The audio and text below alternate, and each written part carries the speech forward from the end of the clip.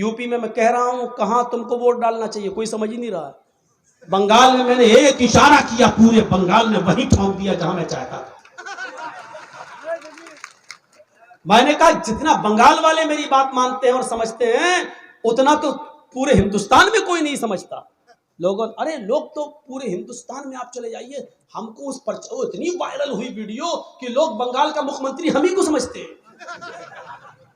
मौलाना बंगाल वो, अरे मौलाना साहब आप, अरे कितने लोग तो हमसे कहने लगे मौलाना एक काम है मेरा बंगाल में करवा दो। मैंने कहा मैं कैसे करवा दूं यार, पहले मुझे अपना तो काम कर लेने दो। फिलिस्तीन का मसला हो, सीरिया का मसला हो, उर्दू का मसला हो, लबनान का मसला हो, मिस्र का मसला हो, कुवैत का मसला हो, या खुद सऊदी अरब का मसला हो,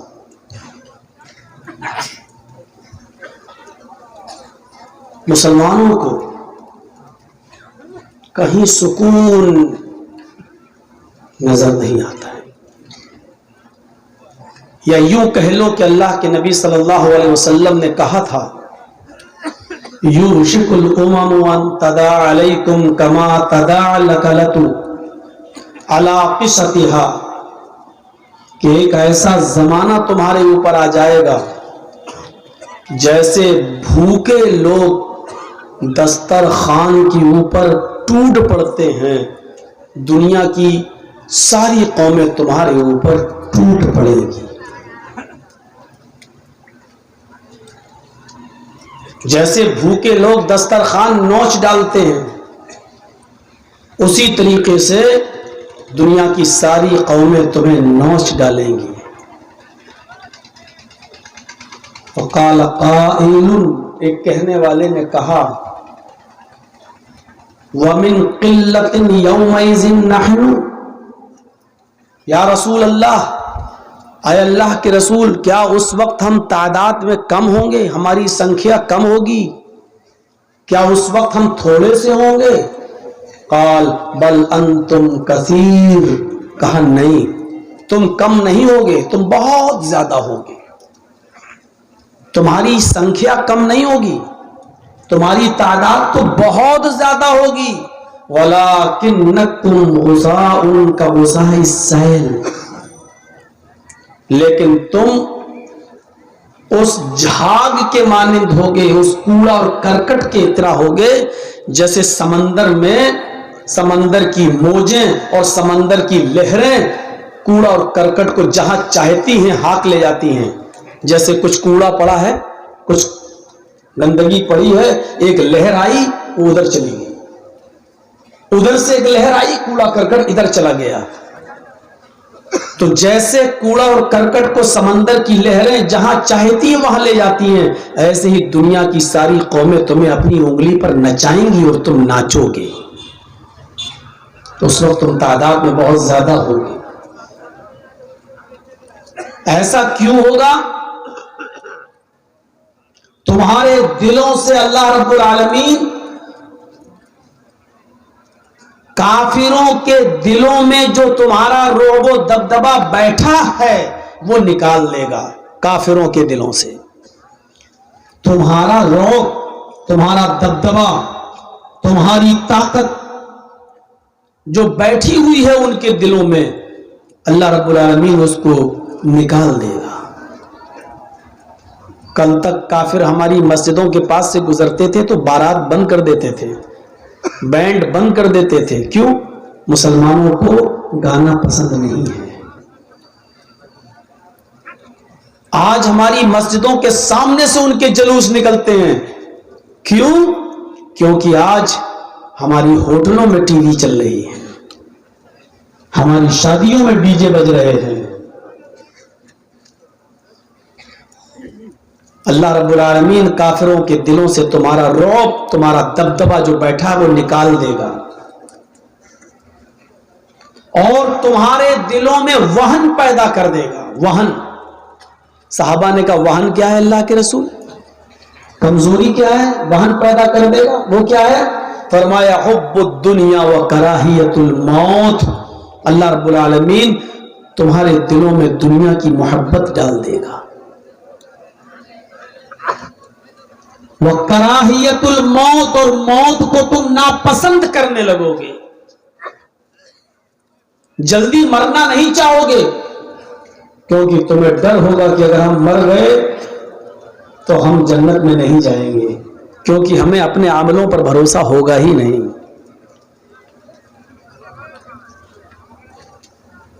इस हदीस से समझने की कोशिश कीजिए कि हम क्यों आज खुश नहीं हैं।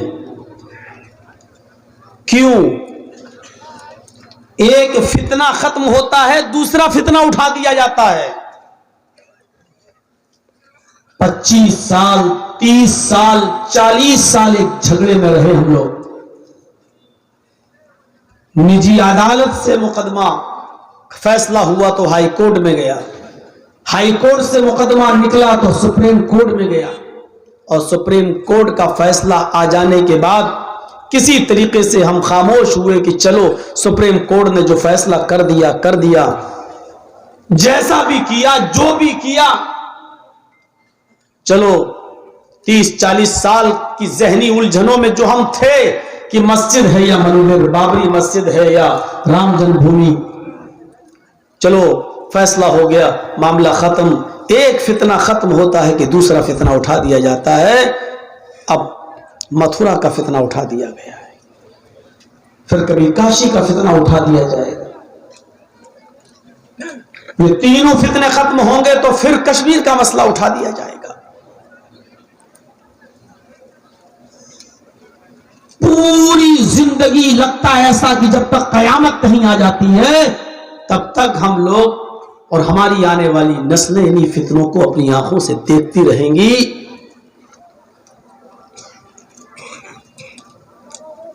और जिन मुल्कों में ये फितने नहीं हैं वहां हमारे आपसी फितने कौन कम है कि तेरे पीछे मेरी नमाज नहीं, मेरे पीछे तेरी नमाज नहीं।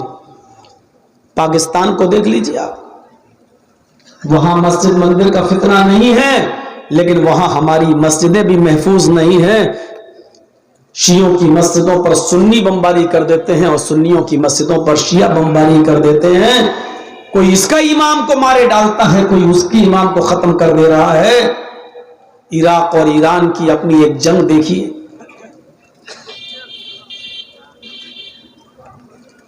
सीरिया देख लीजिए, फिलिस्तीन का हाल देख लीजिए।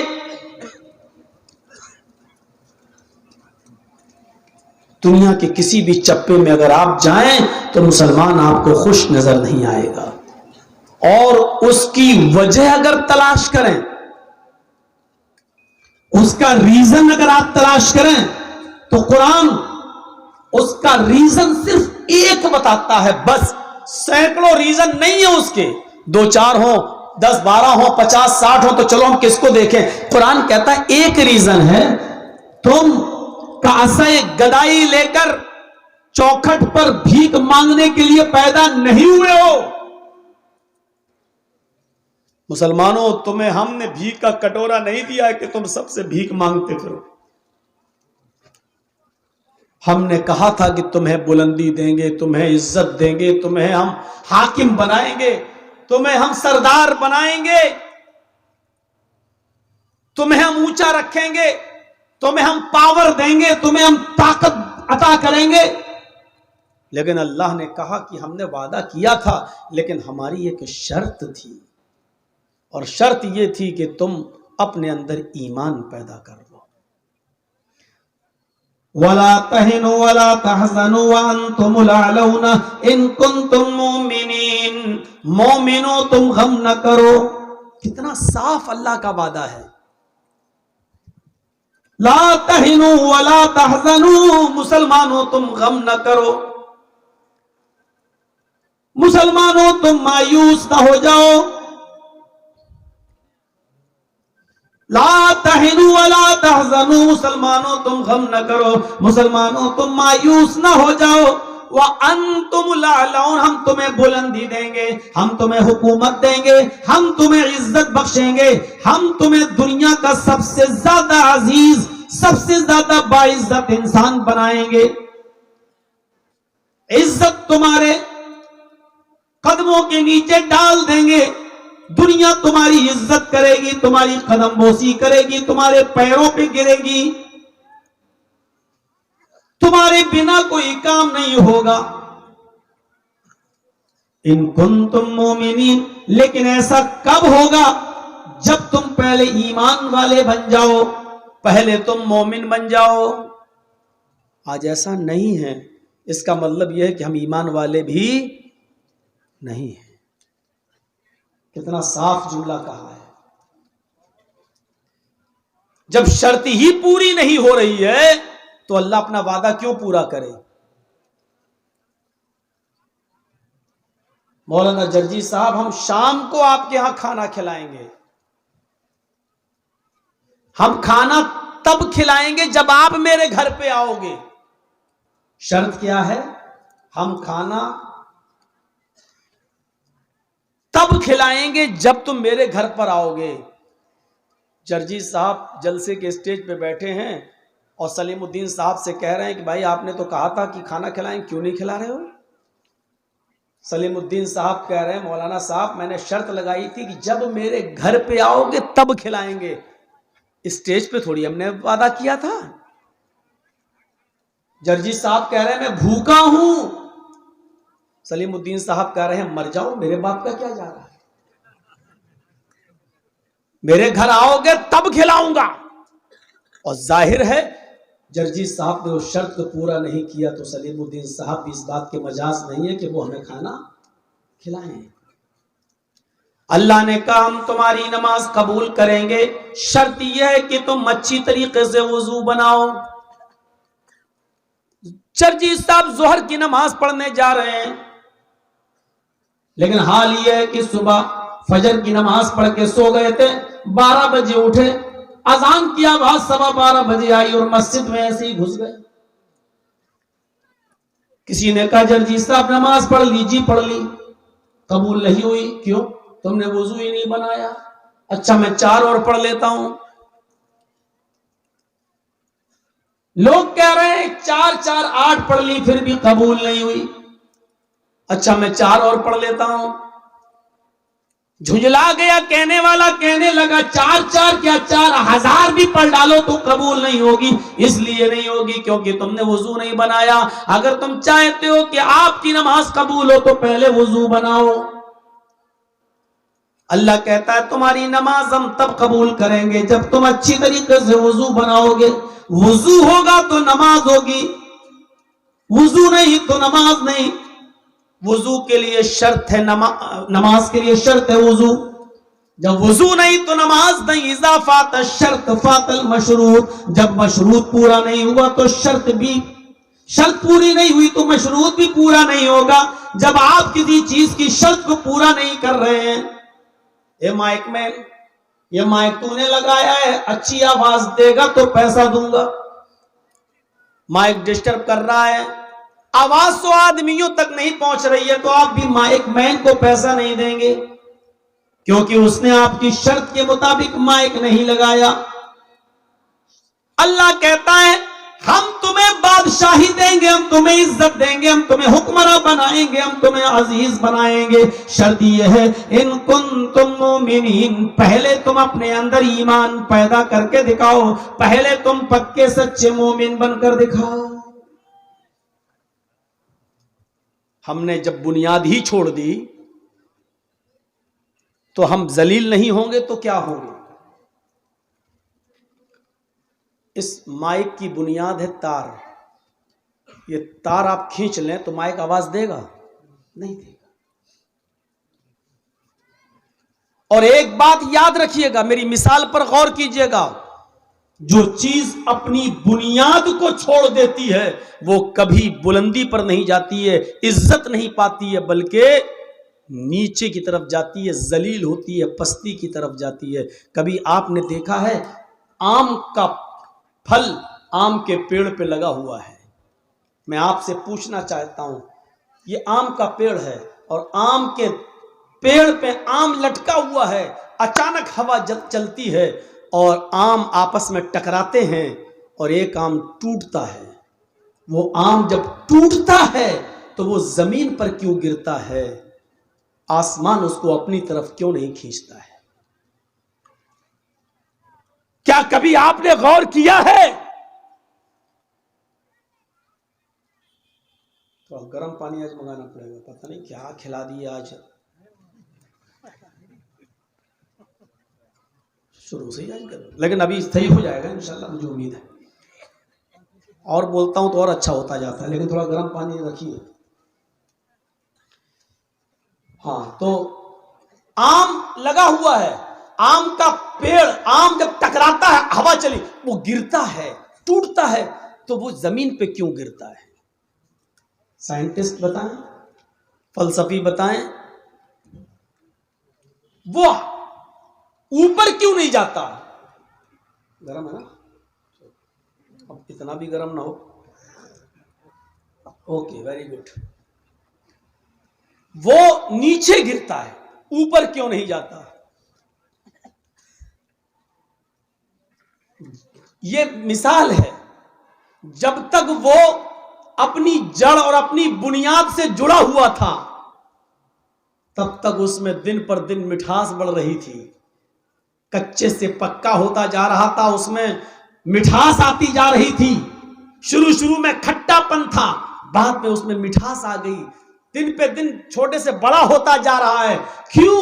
उसमें दिन पर दिन तरक्की होती जा रही है। क्यों? क्योंकि वो अपनी जड़ को पकड़े हुए है। लेकिन जब उसने अपनी जड़ से रिश्ता तोड़ लिया, टकराया और टूटा, जब उसने अपनी बुनियाद से रिश्ता खत्म किया, अपने रिश्ते को तोड़ा, तो वो जमीन पर आया। यह इस बात का इशारा है कि अपनी बुनियाद से रिश्ता तोड़ने वाला कभी तरक्की नहीं करता, वो जलील होता है, वो नीचे आता है। मुसलमान की बुनियाद है ईमान, मुसलमान की बुनियाद है इस्लाम, मुसलमान की बुनियाद है कुरान। जब तक ये ईमान से अपना रिश्ता मजबूत रखेगा, जब तक ये ईमान से जुड़ा रहेगा, दुनिया की कोई ताकत इसका कुछ नहीं कर सकती है। ये दिन पे दिन तरक्की करेगा, आगे बढ़ता जाएगा। लेकिन जब ईमान से रिश्ता तोड़ेगा तो गैर मुस्लिम इसको लुक़्मे अचल बनाएंगे। कभी मॉब लिंचिंग में मारा जाएगा, कभी दहशतगर्दी के इल्जाम में जेल की सलाखों में जाएगा, कभी मेरे भाइयों उस पर दूसरी कौमें मुसल्लत हो जाएंगी और उसको जलील ख्वार कर देंगी। इसलिए क्योंकि इसने इस्लाम से और ईमान से अपना रिश्ता तोड़ लिया है। जब तक ईमान के साथ जुड़ा रहेगा, तरक्की करेगा। ईमान से रिश्ता तोड़ लेगा तो आम की तरह नीचे गिरेगा, तरक्की नहीं। पतंग तो आपने देखी होगी, मौलाना साहब देखी नहीं है, उड़ाते भी हैं। जर्जीत साहब पतंग उड़ा रहे हैं, ढील दी और ऊपर गई और ऊपर गई और ऊपर गई। हवा उस पतंग को ऊपर ले जा रही है। वो पतंग जब तक अपनी डोर से जुड़ी हुई है, अपनी बुनियाद से उसका ताल्लुक जुड़ा है, ऊंचाई की तरफ जा रही है।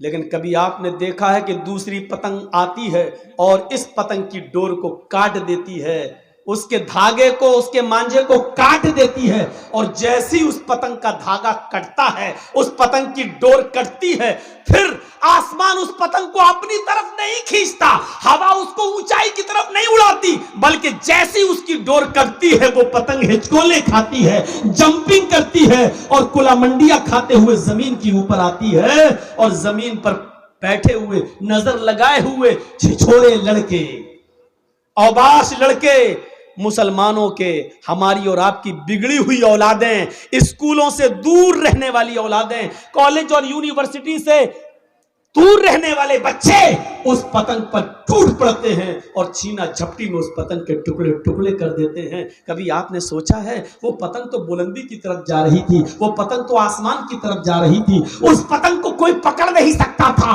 इतनी ऊंचाई पर जा रही थी कि उड़ाने वाला भी उसको अगर अपने हाथ से पकड़ना चाहे तो नहीं पकड़ सकता है। जो लोग देख रहे हैं वो भी उसकी बुलंदी और तरक्की को देखकर उस तक पहुंचने की कोशिश नहीं कर पा रहे हैं। लेकिन जब उस पतंग ने अपनी बुनियाद से रिश्ता खत्म किया, अपनी बुनियाद से रिश्ता तोड़ा, तो फिर वो पतंग आसमान की तरफ नहीं जाती है, आसमान उस पतंग को अपनी तरफ नहीं खींचता है, क्योंकि आसमान जानता है इस पतंग ने बुनियाद छोड़ दी है, जोर से अपना रिश्ता मुनक़ता कर दिया है। अब इस पतंग का अंजाम यह है कि जलील होगी, नीचे आएगी। अब जिल्लत इसका मुकद्दर बन चुकी है। वो पतंग हिचकोले खाते हुए नीचे आ जाती है, और नीचे आने के बाद लड़के उस पर टूट पड़ते हैं और उसको फाड़ देते हैं।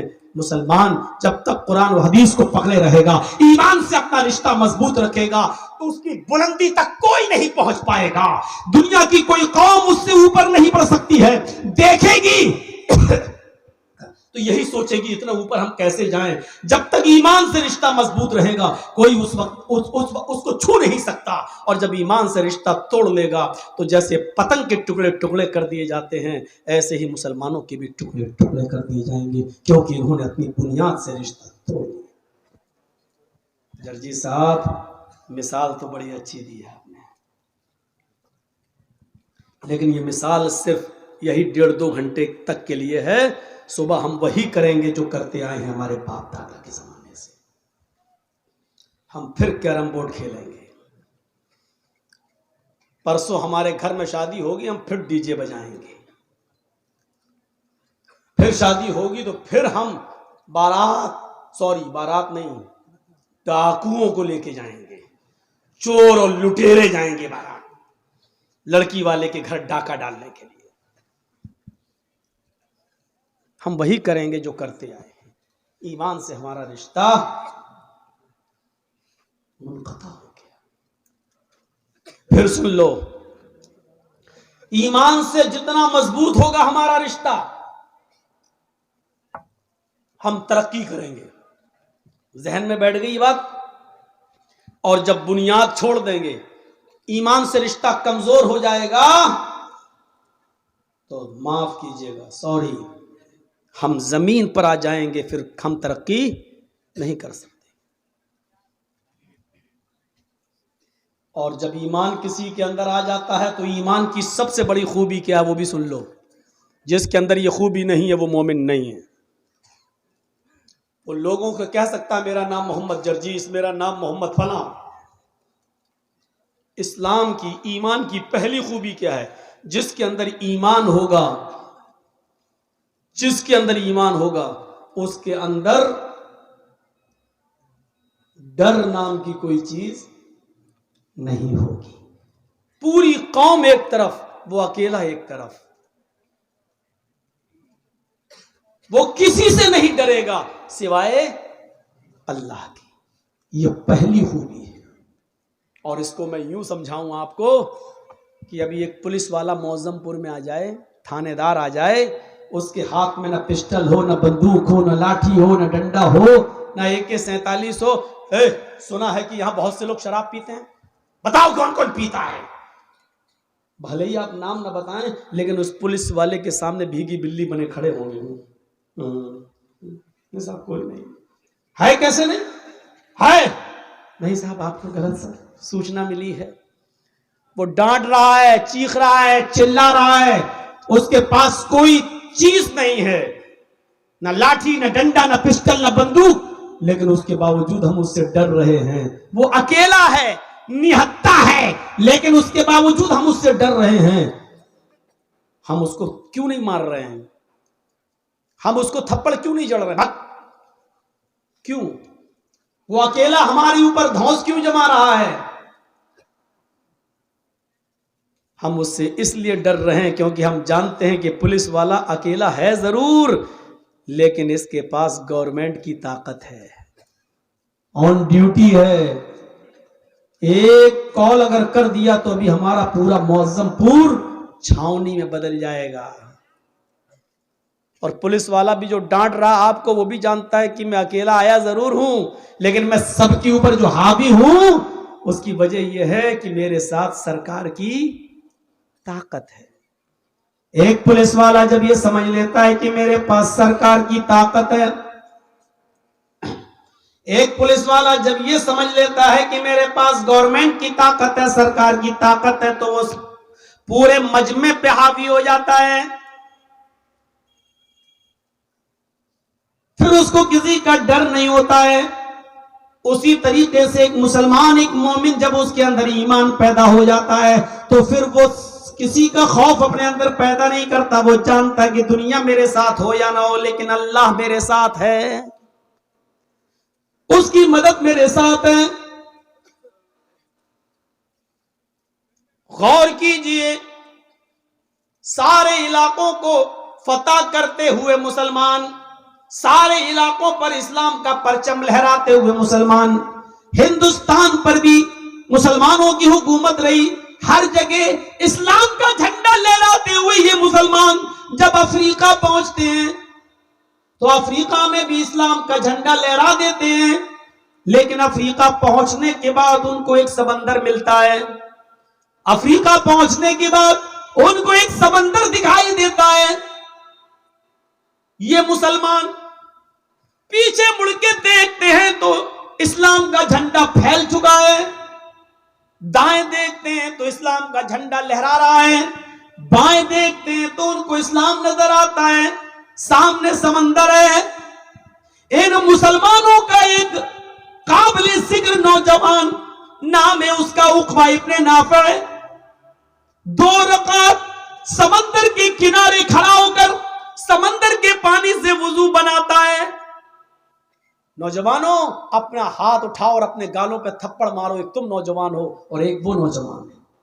दाएं देखता है तो इस्लाम, बाएं देखता है तो इस्लाम का झंडा, पीछे देखता है तो पूरी दुनिया में इस्लाम लहरा चुका है। सामने समंदर आ जाता है, चीखता है, चिल्लाता है, वुजू बनाता है समंदर के पानी से और 2 रकात नमाज पढ़ता है। नमाज पढ़ने के बाद वो उक़बा इब्न नाफ़िअ समंदर को देखता है, समंदर की लहरें जोश मार रही हैं, तूफान भी आया हुआ है। उसने समंदर के पानी में तुग़यानी पैदा कर दी। समंदर का पानी पूरे जोशो खरोश के साथ है, लेकिन उक़बा इब्न नाफ़िअ को न आंधी की फिक्र है, न तूफान की फिक्र है, न सैलाब की फिक्र है, न समंदर की लहरें जो जोश मार रही हैं उनकी फिक्र है। चीख कर कहता है, इलाहुल आलमीन, मैंने दाएं भी तेरे नबी का झंडा लहरा दिया है, मेरे बाएं तरफ भी इस्लामी इस्लाम है, मेरे पीछे भी इस्लामी इस्लाम है, मेरे सामने कोई बस्ती नहीं है, मेरे सामने कोई कंट्री नहीं है, मेरे सामने कोई गांव नहीं है, मेरे सामने कोई शहर नहीं है, सामने समंदर है, समंदर भी जोश मार रहा है। इलाहुल आलमीन, मुझे इस जोशीले समंदर की फिक्र नहीं है, मुझे सिर्फ इतना मालूम हो जाए, इस समंदर के पार भी, इस समंदर को क्रॉस करने के बाद भी तेरी कोई बस्ती है, तेरा कोई मुल्क है जहां तेरा कोई बंदा रहता है। अल्लाह, तेरी इज्जत की कसम खा के कहता हूं, मैं अपने घोड़ों को समंदर में डाल दूंगा, मैं लहराने वाली मौजों को नहीं देखूंगा, मैं उठने वाले समंदर के अंदर इन मौजों की परवाह नहीं करूंगा, मैं अपने घोड़ों को समंदर में डाल दूंगा और उस वक्त तक रुकने का नाम नहीं लूंगा जब तक कि समंदर को पार करके, समंदर को क्रॉस करके उस मुल्क में, उस गांव में, उस शहर में, उस सिटी में, उस कंट्री में भी जब तक तेरे नबी का झंडा न लहरा दूं, जब तक तेरे नबी का झंडा न फहरा दूं, उस वक्त तक मैं चैन से सोने का नाम नहीं लूंगा, मैं चैन से, मुझे नींद नहीं आएगी। लेकिन मुझे मालूम नहीं कि समंदर को पार क्रॉस करने के बाद भी कोई ये मुल्क है या नहीं। देख रहे हैं आप? अब सोचो, ईमान किसको कहते हैं? कैरम बोर्ड खेलने वालों, पतंग उड़ाने वालों, शादियों में डीजे बजाने वालों, अपना ईमान अपने दिल में रखकर इस ईमान के बारे में सोचो कि इस ईमान में और तुम्हारे ईमान में कितना फर्क है। वो नौजवान कहता है कि उस वक्त तक मैं नहीं सोऊंगा जब तक कि उस बस्ती में भी तेरे नबी का झंडा न लहरा दूं। और तुम तो अपने घर पर भी नहीं लहरा सकते हो। घर तो छोड़ो, तुम अपने आप पर भी इस्लाम नाफिज नहीं कर पाए हो। अपने घर पर क्या करोगे? और अपने घर पर नहीं कर सके हो तो अपने मुल्क में क्या करोगे? और अपने मुल्क में नहीं कर सके हो तो सारी दुनिया में क्या करोगे? मेरे प्यारे साथियों, एक तरफ इस ईमान को देखो और एक तरफ अपना ईमान देखो। उसके अंदर जब ईमान आया तो वो ये नहीं देख रहा है कि समंदर में हम अपना घोड़ा डाल देंगे तो मेरा अंजाम क्या होगा। समंदर की लहरें मेरे घोड़े को बहा देंगी। उसने कहा, जब लोग अपने पे आते हैं तो नहीं देखते हैं, नहीं देखते हैं। और इसी को तो देखकर इकबाल ने कहा था, दश्त तो दश्त है दरिया भी ना छोड़ा हमने, बहरे जलमात में दौड़ा दिए घोड़े हमने। वो कौन सा ईमान था जो समंदर की जोशीली लहरों को भी नहीं देखता था और कहता था, अल्लाह बस मुझे इतना पता चल जाए कि इस समंदर को क्रॉस करने के बाद भी कोई मुल्क है, कोई शहर है, और जहां तेरी मखलूक रहती है, अल्लाह तेरी इज्जत की कसम मैं सोऊंगा नहीं जब तक कि उस बस्ती पर हम मोहम्मद का झंडा न फहरा दें। तुम अपनी बहनों को बाजारों में जाने से नहीं रोक सकते हो, कलिया चक की शॉपिंग करने से नहीं रोक सकते हो, अपनी बेटियों पर पाबंदी नहीं लगा सकते हो, अपने घरों पर इस्लाम क्या नाफिज करोगे? मौलाना क्या होगा यूपी के चुनाव में? मौलाना हर जगह ये, फिर ऐसा ना हो। वो तो होगा, क्यों रो रहे हो? देखो ये दिन हमें भी देखना पड़ेंगे, तुम्हें भी देखना पड़ेंगे, क्योंकि अल्लाह ने कहा है हम बुलंदी उसको देते हैं जो अपनी बुनियाद से जुड़ा हुआ हो। हम तो अपनी बुनियाद से रिश्ता खत्म कर चुके हैं, हम अपनी बुनियाद से रिश्ता तोड़ चुके हैं। हमें बुलंदी नहीं मिल सकती, हमें इज्जत नहीं मिल सकती, हमें तरक्की नहीं मिल सकती, क्योंकि बुनियाद से हमने रिश्ता तोड़ लिया है, और हमारी बुनियाद है ईमान। ये ताकत आ जाती है ईमान के बाद। हमारे अंदर ये ताकत है। जिस लड़के की शादी हो रही है वो खुद डीजे बंद नहीं करा सकता है।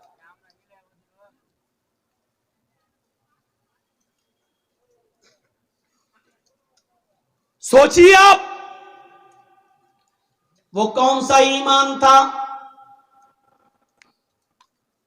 हम जरा उस ईमान के बारे में तसव्वुर करें कि वो कौन सा ईमान था।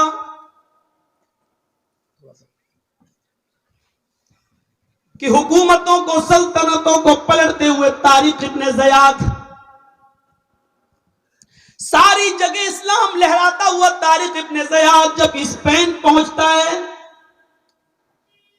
स्पेन भी अफ्रीका में है, जब स्पेन पहुंचता है तो तारिक इब्ने ज़ियाद अपने साथ जिन फौजियों को लेकर गया था, जिन कश्तियों में बैठकर सफर करते हुए जब पहुंचा था और स्पेन में पहुंच चुका, तो उसने कहा सारी जगहों पर हमने इस्लाम लहरा दिया है, फहरा दिया है, इस्लाम का झंडा फहरा दिया है, मोहम्मद का दीन हर जगह पहुंच चुका है, सिर्फ स्पेन बाकी रह गया है। अब हमें स्पेन के अंदर इस्लाम का झंडा लहराना है, अब हम इस्लाम की दावत स्पेन के अंदर देने आए। नौजवानों, क्या मेरा साथ दोगे? तारिक इब्ने ज़ियाद की फौज ने कहा बिल्कुल, हम तो आए इसीलिए ताकि आपका साथ दें।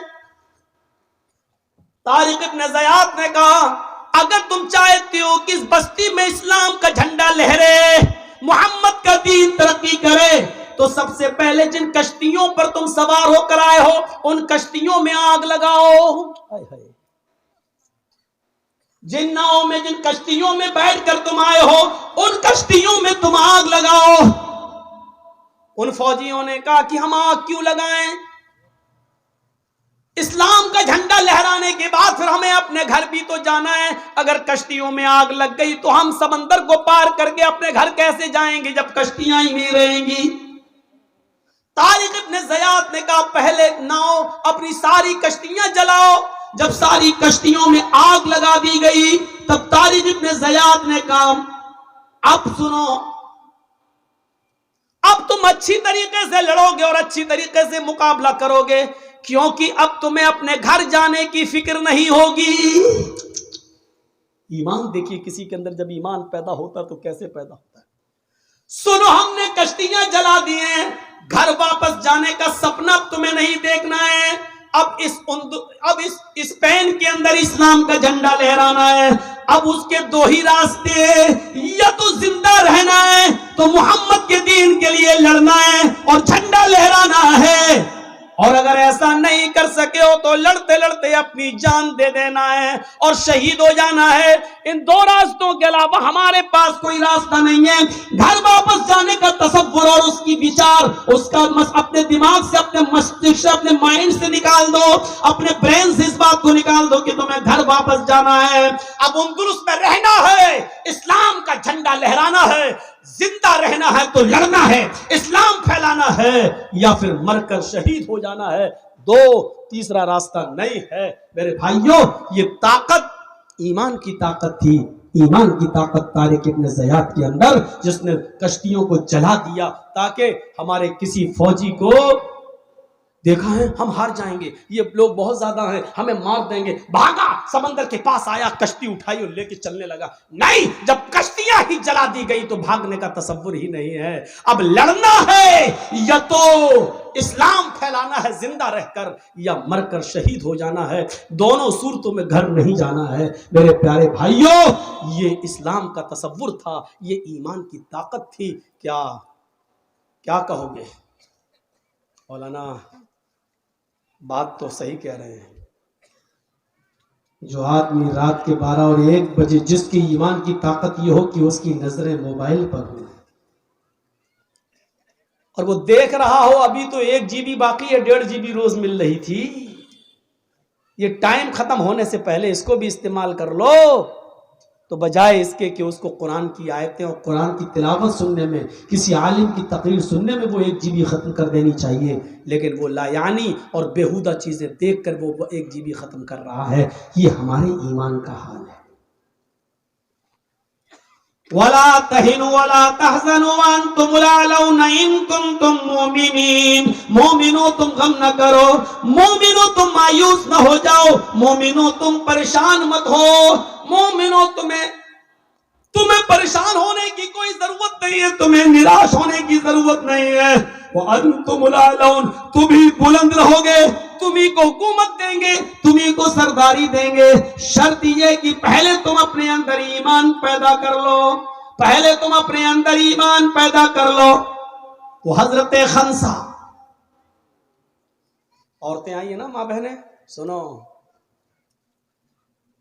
तुम्हारी नकेल कसना ज्यादा जरूरी है। और सुनो, वो कौन सा ईमान था, वो कौन सी ताकत थी? वो खंसा जो इस्लाम लाने से बहुत बड़ी शायरा थी। पहले तो खंसा का एक मुख्तसर सा इंट्रोडक्शन करा दूं। बहुत बड़ी शायरा थी और बहुत बड़ी बिजनेसमैन थी। मक्के में जब आती थी और उकास का मेला जहां लगता था मक्के में, वहां उसका खेमा लगता था, खेमा, और उस खेमे के बाहर लिखा जाता था अरसल अरब, अरब की सबसे बड़ी शायरा, अरब की सबसे बड़ी मरसिया पढ़ने वाली खातून, इतनी काबिल औरत। लेकिन इस्लाम लाने से पहले उसकी हालत दूसरी थी। जब वो इस्लाम नहीं लाई थी, उसका एक भाई मुआविया, काफिरों ने उसको मार दिया, खत्म कर दिया, कत्ल कर दिया। खंसा अपने भाई मुआविया की याद में बूढ़ी हो गई, बार बार उसको याद करती रही। खंसा का दूसरा भाई था सख्र, खंसा का दूसरा भाई था सख्र। सख्र ने अपने भाई मुआविया का बदला लेना चाहा, दुश्मनों को पता चल गया, दुश्मनों ने खंसा के दूसरे भाई सख्र को भी कत्ल कर दिया। जब सख्र भी कत्ल कर दिया गया तो खंसा अपने दोनों भाइयों की जुदाई में परेशान हो गई। उसने शेर पढ़ना छोड़ दिया, लेकिन अपने भाई की जुदाई में जो वो शेर पढ़ा करती थी, उस शेर से आपको अंदाजा होगा कि सख्र के मरने के बाद खंसा को कितनी तकलीफ हुई। वो जब भी सूरज निकलता था और सूरज गुरूब होता था तो खंसा कहती थी युज़क्किरुनी तुलूउ शम्सी सखरा अज़कुरुहु लिकुल्लि गुरूब शम्सिन। अरबी का ये शेर पढ़ा करती थी खंसा। आए सूरज तू क्यों निकलता है, आए सूरज तू क्यों तुलू होता है, आए सूरज मत निकला कर, आए सूरज तू क्यों चमकता है, तू मत चमका कर। युज़क्किरूनी तुलू शम्सी सखरा, आए सूरज जब भी तू निकलता है तो मुझे मेरे भाई सखर की याद दिला देता है, मुझे सखर की याद आ जाती है। और जब सूरज डूब जाता है, रात आ जाती है, तो खंसा कहती है अस्कुरुहु लिकुल्ल गुरूब शम्सिन, आए रात तू क्यों आती है, आए सूरज तू क्यों गुरूब होता है, आए सूरज तू क्यों छिप जाता है, आए अंधेरा तू क्यों आता है, आए रात तू क्यों आती है। जब भी तू आती है और मैं बिस्तर पर जब सोने जाती हूं तो मुझे सखर की याद आती है।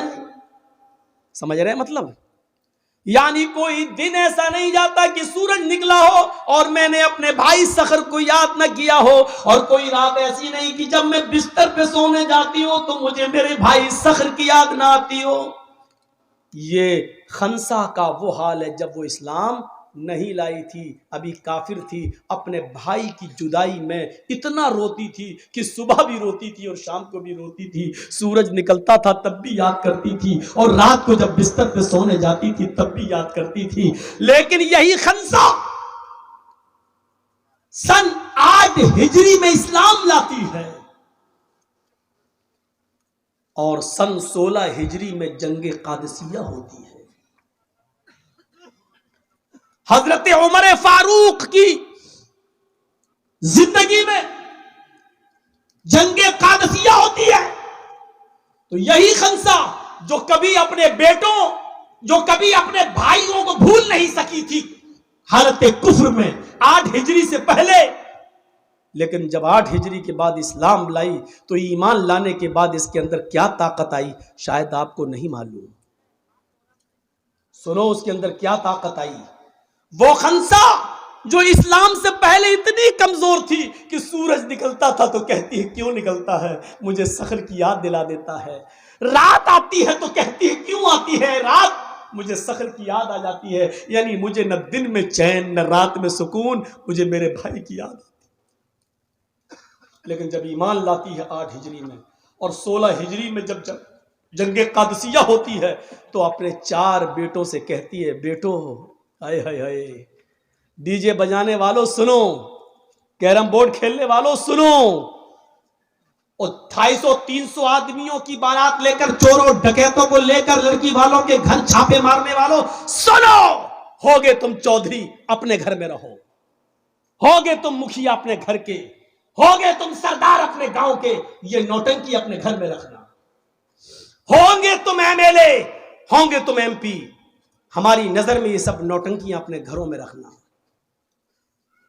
हम यहां तुम्हारी नौटंकी सुनने नहीं आए, यहां हम इस्लाम सुनाने आए हैं। और इसमें मौलवी जर्जीस भी लपेटे में आ सकता है, मौलवी भी लपेटे में आते हैं। इस्लाम वो मजहब है जो किसी को नहीं छोड़ता। तब्बत यदा अबी लहब, अरे नबी के चचा को नहीं छोड़ा तो हम और आप क्या हैं। जो गलत है वो गलत है, जो भी हो। अभी कोई लड़का किसी लड़की को लेके भाग जाए, पंचायत बैठ जाएगी, सरदार जी आएंगे पंचायत करने के लिए, और दोनों तरफ की बातें सुन के क्या कहेंगे, सब 8 दिन के बाद लड़की को लेके आया तुम्हारा लड़का, चल 2 लाख रुपए लड़के वाला लड़की को देगा। होता कि नहीं होता फैसला? ऐसा फैसला करने वाले सरदारों कयामत के दिन अपनी गर्दन अल्लाह के अजाब में डाल चुके होते।